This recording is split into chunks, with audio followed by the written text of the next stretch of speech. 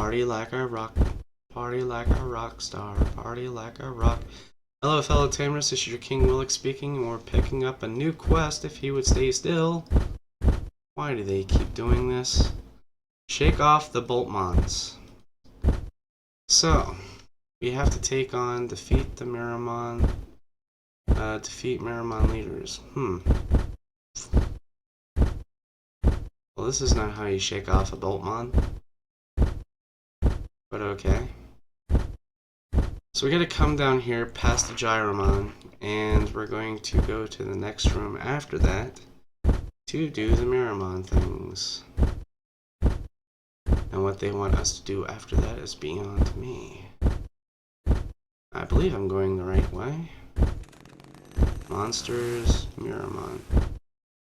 Yep, I'm going the right way.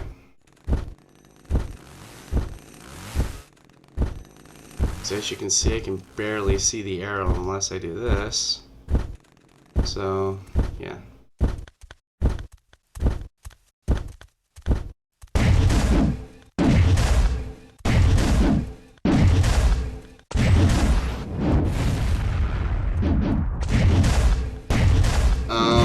Back to our last topic.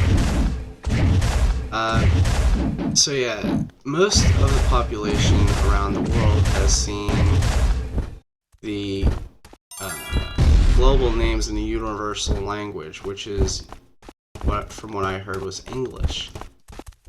And not the language of the birds, no matter what the librarian said.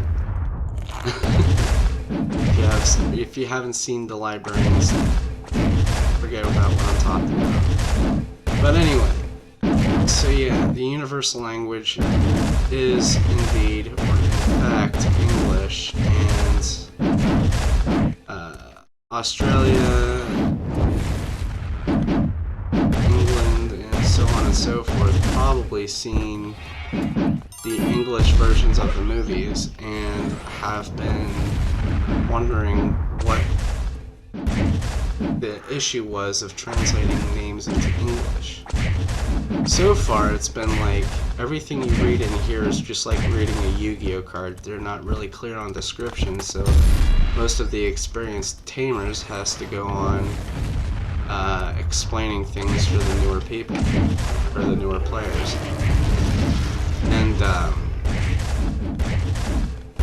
what ends up happening is the names of the Digimon get confusing for a while, and they have no idea what they're hatching or what they're looking for, and ways of hatching a Digimon. So if they were like, for instance, if they were looking to hatch an Agumon, they would have to find out what kind of Agumon, Classic Agumon or Raptor 1. Well, you can't hatch a Raptor 1 yet, so they would have to look for Classic. Or even Black Agumon, for instance. But to wonder what the Jogris name is, they would look up the line of Agumon from the Digimon book, which is what you'll see here. They mainly call him Agumon, or Omnimon, and not Omegamon. And for most of the trees that they would want to find, have the burst modes unlocked and keep the Omnimon locked, and it's like deleting and rehatching all over again, wasting money and precious time just to do so. Because I know farming for eggs is easy, but hatching those eggs is harder than expected. Especially if you don't have the terras to find the hatch backups that we need at that center to do it. And to hatch a Digimon on here takes a long time, trust me. My guildmates and I were looking for solutions on how to go by hatching them, creating some sort of method. Now, some of us go by sound, some of us go by the flashing, and possibly both of in between. Because we found that there were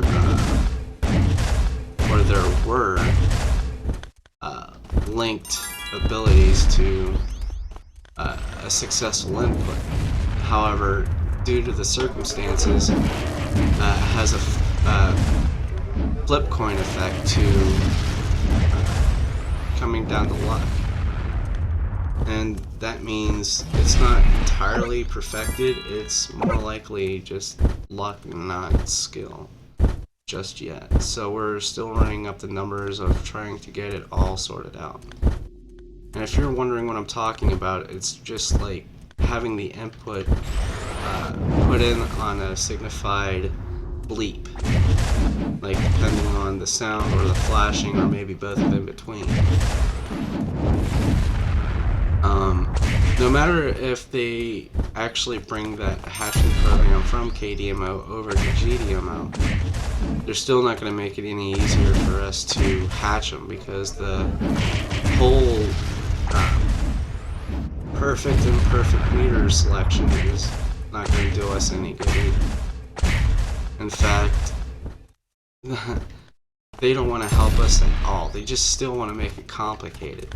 And as I brought up to a couple of friends of mine, that they should have like a Pokemon type method to hatching Digimon, such as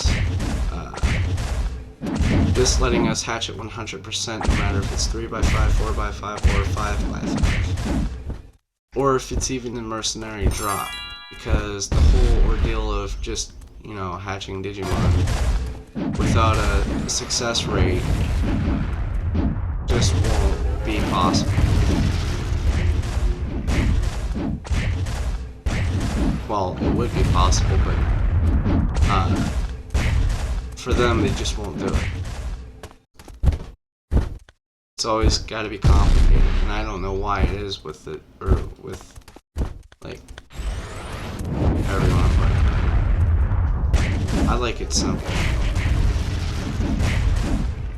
And it's even more confusing, mind you, to understand the logic behind this game, because they go on saying about how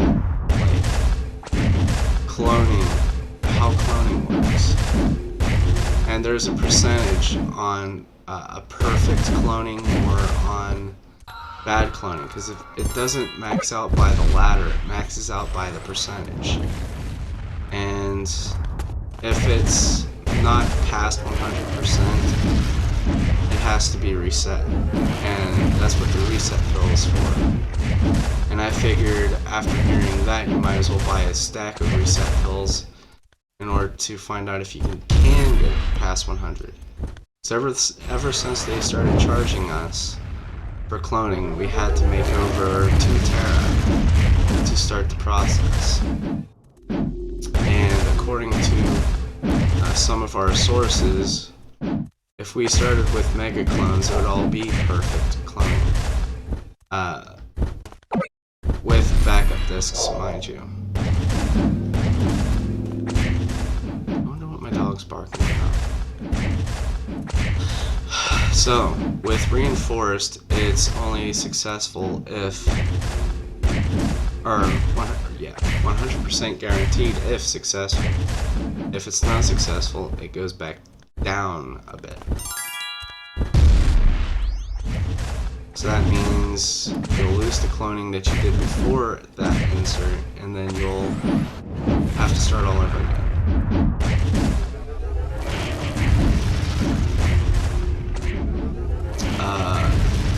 Typically I wouldn't, but it's like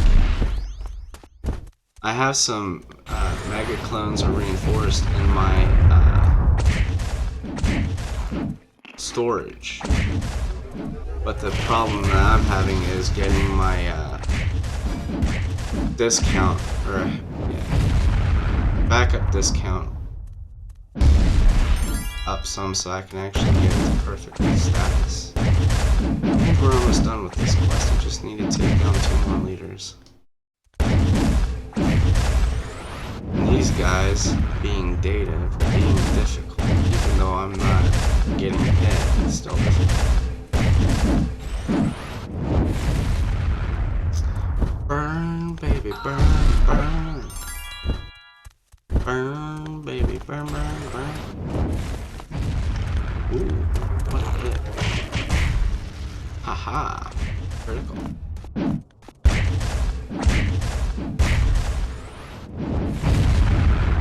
Look at my beam, he's so amazing. Give him a lick. I believe this. Yep. Shake off the Boltmon.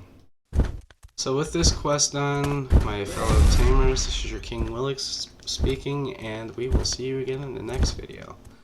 Stay tuned.